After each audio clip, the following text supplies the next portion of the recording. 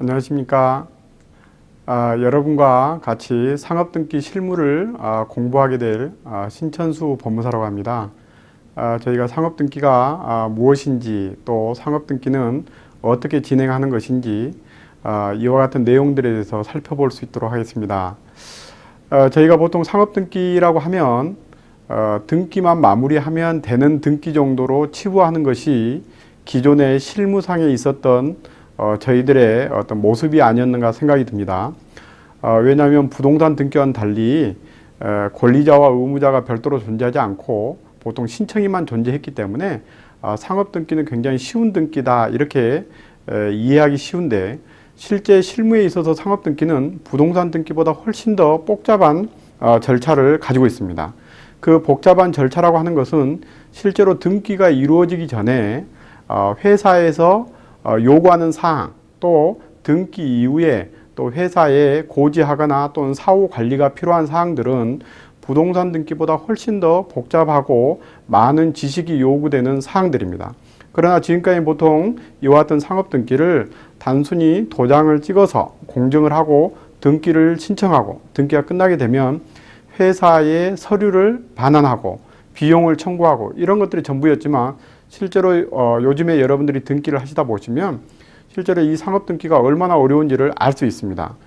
많은 시간이 소요되고 많은 정성이 필요한 것이죠. 그래서 저희가 이번 상업 등기 실무를 공부할 때는 상업 등기, 그 등기가 어떤 원인에 의해서 등기가 되는 것인지, 즉 이 등기 시 등기 원인에 대해서 조금 더 깊이 살펴볼 수 있도록 하겠습니다. 이와 같은 등기 원인들을 깊이 이해하지 못하게 되면 우리가 신청서를 작성하는 내용 또는 받아야 되는 등기 서류의 내용에 대해서 정확히 이해를 하지 못하고 저희들의 실력이 늘어날 수가 없기 때문에 이 등기 원인에 대한 이해는 모든 과정에서 충분히 여러분께 설명을 드리고자 합니다. 두 번째는 등기 서류 작성 시의 주의사항인데, 특히 이 고지사항입니다. 이 고지사항이라는 것은 등기를 할 때 회사에게 저희가 고지할 사항 또는 알려줄 사항 또는 그 등기 서류에 대해서 어떠한 내용을 설명해 줘야 되는 것이냐, 이런 이야기입니다. 또는 어느 정도의 범위까지 설명을 해 주어야만이 저희들의 일을 한 것이냐, 이와 같은 것들에 대해서는 실제 거래처의 사정이나 또는 각 사무실의 사정에 따라서 모두 다 다르겠지만, 저희들은 최소한 저희가 고지해야 될 사항, 아주 기본적인 사항부터 또한 부가적으로 고지가 필요한 사항 또는 주의할 사항들에 대해서 충분하게 살펴볼 수 있도록 하겠습니다.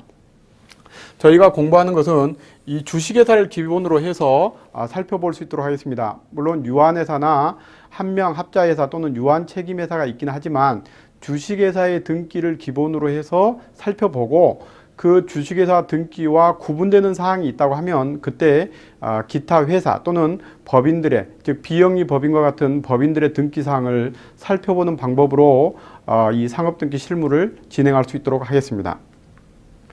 저희가 상업등기 실무와 관련해서는 총 7개 과정으로 분리를 했습니다.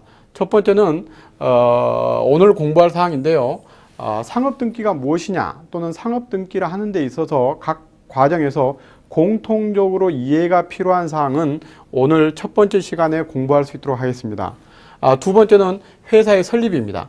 가장 기본적인 등기 형태고 또 여러분들이 가장 쉽다라고 보는 등기라고 할 수 있습니다. 그러나 이와 같은 회사의 설립은 뒤에 나와 있는 모든 등기 과정에서 공통된 개념 또는 공통된 절차를 가지고 있기 때문에 이 설립의 절차는 실무에서는 쉽다 할지라도 저희들은 주의 있게 살펴보려고 합니다. 세 번째는 법인의 변경 등기입니다.